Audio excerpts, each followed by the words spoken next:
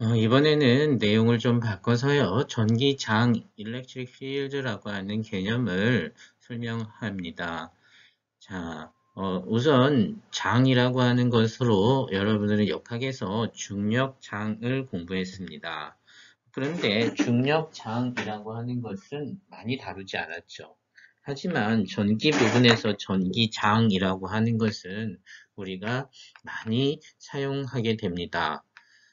우선 장이라고 하는 것은요, 제가 한마디로 표현한다면 힘이 작용하는 공간을 얘기한다라고 말할 수 있어요. 자, 여기다 한번 적어 볼까요? 장은 힘이 작용하는 공간. 자, 그래서 중력이 작용하는 공간이다. 그러면 중력장이라고 표현을 하면 되고요. 전기력이 작용하는 공간이다. 그러면 전기장이라고 표현을 하면 됩니다. 그러면 여러분들 아버지의 힘, 아빠의 힘이 작용하는 공간이다. 그러면 우리 집이겠죠. 아니면 뭐 어디로 갈까요? 뭐 전 세계적으로 유명한 사람들의 힘이 작용하는 공간들이 좀 있을 텐데 뭐 예를 들어서 뭐 마땅하지는 않지만 대통령이다. 그러면 대통령은 바로 아, 이 한국을 대표하는 사람으로서 대통령의 힘이 그래도 작용한다고는 할 수 있지요. 네, 힘이 작용하죠. 엄청난 힘이 작용하죠. 자, 그런 것을 장이라고 합니다. 자, 그런데 자, 이 장이라고 하는 것도 뭐 벡터의 물리량이 있는 공간이다. 즉 벡터의 물리량과 관련이 돼 있다. 그럼 벡터장. 그 다음에 스칼라의 물리량과 관련이 있다. 그러면 스칼라장. 뭐 이렇게 있는 얘기는 하지만 여기 나왔는 대로 하지만 스칼라장은 우리가 굳이 별도로 많이 얘기하지는 않고 벡터장을 많이 얘기합니다. 그래서 벡터에 해당하는 중력, 전기력, 자기력 이러한 힘, 특별히 이런 힘들 중에서 이렇게 떨어져서 작용하는 힘들, 떨어져서 작용하는 힘들이라고 하는 건 물체와 물체가 이렇게 멀리 떨어져 있다는 거죠. 물체와 물체가 떨어져 있으면서도 힘이라고 하는 것이 작용된다. 힘이 붙어 있는지 않은데도 어떻게 작용될까? 그런 것은 바로 장을 통해서 바로 작용한다라고 하는 거예요. 어, 이렇게 얘기할 수 있는데요. 뭐냐면 힘이라고 하는 것은 주변의 공간을 변화시킨다. 그리고 그 공간의 변화는 바로 다른 물체의 운동에 영향을 준다. 이렇게 하는 거죠. 그래서 아인슈타인이 그런 말을 했어요. 바로 상대성 이론에서 바로 중력이라고 하는 것은 우주의 공간을 갖다 왜곡시킨다. 그리고 공간을 휘게 만든다. 그 휘어진 공간을 따라서 물체는 이동할 수 있기 때문에 바로 빛도 휘어질 수 있다. 그런데 이렇게 떤 물체가 가지고 있는 성질이라고 하는 것이 장, 즉 마당 어떤 공간을 갖다가 변화시키는 그 방법, 그 시간은 바로 굉장히 빠르다는 거죠. 바로 광속으로 그것이 우리 어떤 정보와 어떤 정보라고 생각할 수 있죠. 즉 내가 어떤 물체고 내가 물체가 힘을 작용한다는 것은 저 물체가 내 옆에 있었다, 있게 된다. 공간상에 어떤 물체가 놓여 있다라는 건 바로 순식간에 빛의 속력으로 정보가 전달된다는 거죠. 자, 그러면 이러한 그 결과를 갖다가 정리를 하면 전하와 전하 사이의 힘은 전기장을 매개로 하여서 전달이 된다라고 하는 것이죠. 그런데 이러한 장 개념을 갖다가 처음 소개한 것은 사실은 전기력선이라고 하는 것을 포함해서 설명한 마이클 패러데이가 아닐까 싶습니다.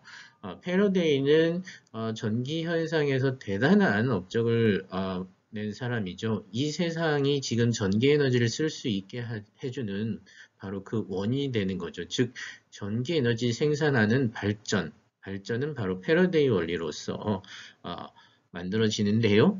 그 발전을 갖다가 왕실협회, 영국의 왕립협회의 학자들에게 설명하려고 할 때 사람들이 도대체 알아먹지 못하니까 그 전기장이라고 하는 걸 설명하면서 전기력선이라는 걸 도입했죠. 여러분들은 그 전기력선이라고 하는 것을 이따가 자세하게 배우겠지만 바로 자기력선이라고 하는 것으로서 어려서부터 배웠어요. 자석과 자석은 끌어당기는데 그 자석 주변에 철가루를 뿌려놓으면 그 철가루 모양이 특이하게 나타나는 걸 볼 수 있죠. 거미줄처럼요. 그리고 그 현상을 갖다가 보면서 이것이 바로 자기력이 작용하는 공간이다 라고 이렇게 말해주면 바로 자기력은 와 이런 공간이구나 라고 하는 것을 알 수 있듯이 바로 그러한 전기력선이라고 하는 것을 처음 도입한 것이죠. 자, 그렇게 우리가 전기장을 상상하면서 다음 얘기를 해봅시다. 우선 이 전기장을 정의를 한다라고 한다는 것은 단순히 공간이다라고 얘기하는 것이 아니고 우리 물리에서의 정의는 바로 정량적인 정의죠. 정량적인 정의를 해야 돼요. 어떤 숫자로 표현할 수 있어야 되죠. 그래서 이 정량적이라고 하는 것은 물리량은 바로 정의한다면 이게 벡터인지 스칼라인지 먼저 알아야 돼요. 근데 전기장은 벡터예요. 왜냐하면 전기력이 벡터이기 때문이죠. 전기력이 작용하는 공간에 그 공간의 성질인데 전기력은 바로 힘이고 그것이 방향이 있기 때문에 전기장도 방향이 있어요. 자, 그리고 그것의 방향, 그래서 방향을 처음에 정의를 해야 되고 그 다음에 그 크기도 정의를 해야 되는 것이 바로 어떤 물리량의 정의가 되겠죠. 그래서 여기에 있는 전기장의 정의는 이렇게 봅니다. 여기에 상당히 많은 뭐 플러스 얘네들은 뭐 중성 뉴트론 이렇게 하면 플러스 어떤 Q의 전하가 있다.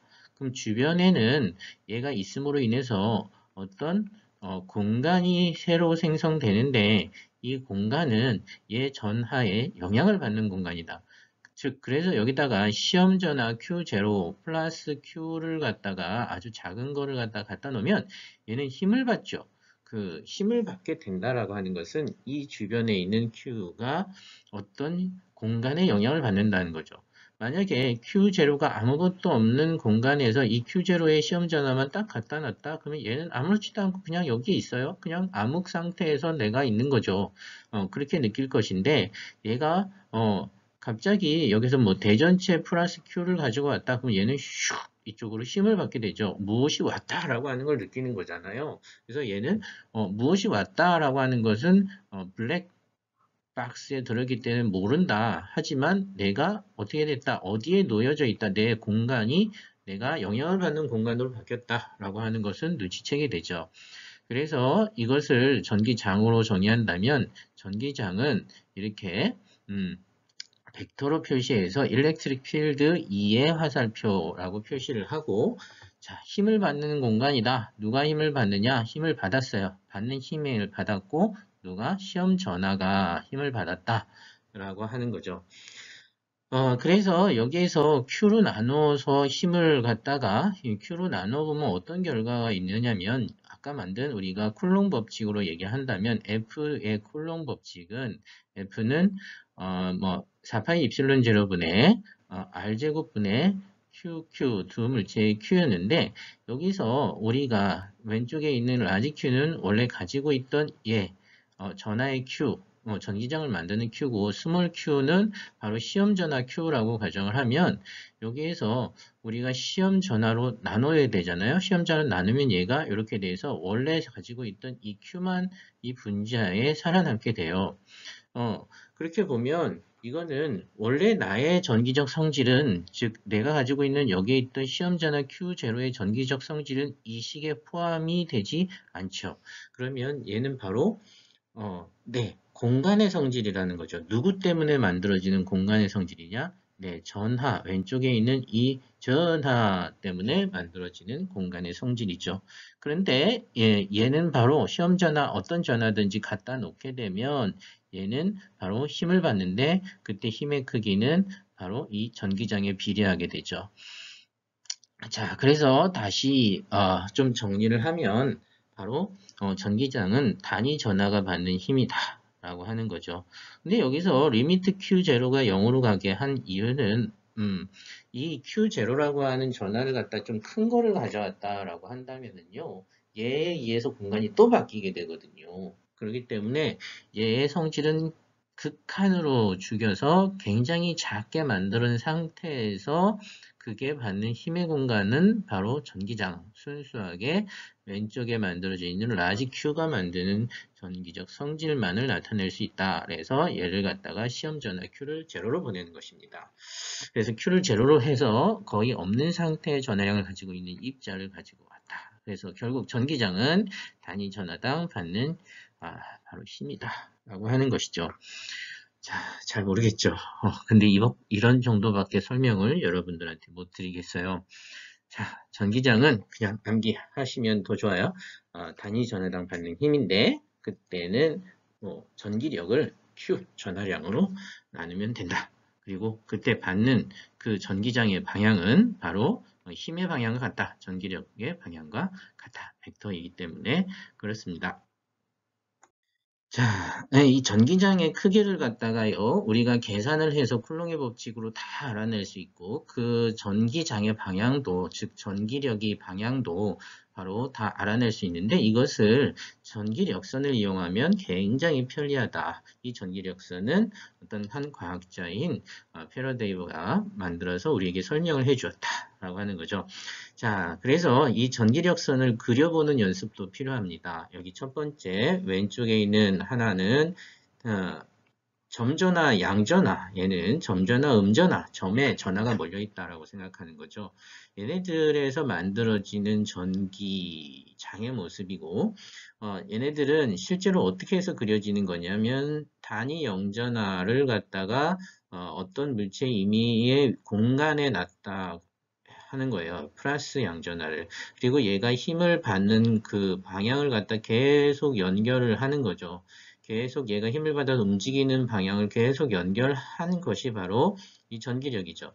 그래서 여기다가 뭐 플러스 Q를 갔는데 얘가 안쪽으로 이제 이렇게 계속 운동하더라라고 한다면 그 안에는 마이너스가 있었다는 거죠. 자, 그래서 어떤 물체가 있느냐에 따라서 얘가 방향이 달라질 텐데, 자, 전기력선은 단위 영전하가 움직이는 방향이다라고 하는 거죠. 이런 공간에서는 이 부분에서는 단위 영전하를 놓으면 어떻게 움직이겠습니까? 라고 하는 것인데, 이때는 바로 왼쪽으로 움직이겠죠. 바로 접선 방향이다. 전기력선의 접선 방향이다. 이렇게 말을 하죠. 자, 근데 이 전기력선을 보면 우리가 다른 것들도 많이 알 수 있는데 그것이 바로 크기도 알 수 있다는 거죠. 그래서 전기력선은 전기장의 두 가지의 정량적인 특징, 바로 크기와 그다음에 방향을 모두 표현해주는 그리고 우리가 시각적으로 쉽게 전기장의 크기와 방향을 알 수 있는 굉장히 유용한 것이다 라고 하는 것이죠. 자, 여러분들 왼쪽에 있는 거는 뭐 양전화, 점전화, 얘는 음전화. 그 다음에 오른쪽에 있는 것은 플러스 마이너스가 동시에 하나의 입자로 이제 존재하는 얘네들이 뭐 따로 떨어져서 뭐 있는 것이 아니고 얘네들이 전기적으로 얘네들이 성질을 각상 극성을 가지고 있다. 오른쪽은 플러스 극성, 왼쪽은 마이너스 극성을 가지고 있고 얘네들이 뭐 항상 이렇게 같이 붙어 다니고 있다. 특정한 거리를 두고 있는 물질이다. 예를 들어서 뭐 극성 분자다라고 생각을 해줘도 될 것 같아요. 물이다. 그러면 H2O다. 그러면 O, H 하는데 여기는 마이너스 플러스 이런 전기적인 어떤 거리를 두고 성질을 극이 나눠져 있죠. 이런 경우에를 우리는 전기 쌍극자라고 해요. 전기 성질을 갖는 극, 쌍극 두 개의 극을 가지고 있는 하나의 덩어리처럼 행동하는 놈이다. 라는 거죠. 자, 이때의 전기 쌍극자라고 하는 이렇게 불리는 놈의 그림도 그릴 수 있어요. 자, 이런 것을 전기력선이다. 전기력선은 밀도가 크면 바로 전기장이 커지고 받는 전하의 힘도 커진다. 이렇게 기억을 해두고 그 다음에 방향은 바로 전기력선의 접선 방향으로 전기장이 작용하고 있고 양전하를 놓으면 그쪽으로 움직일 것이다. 라고 하는 것을 기억해 주시면 되겠습니다.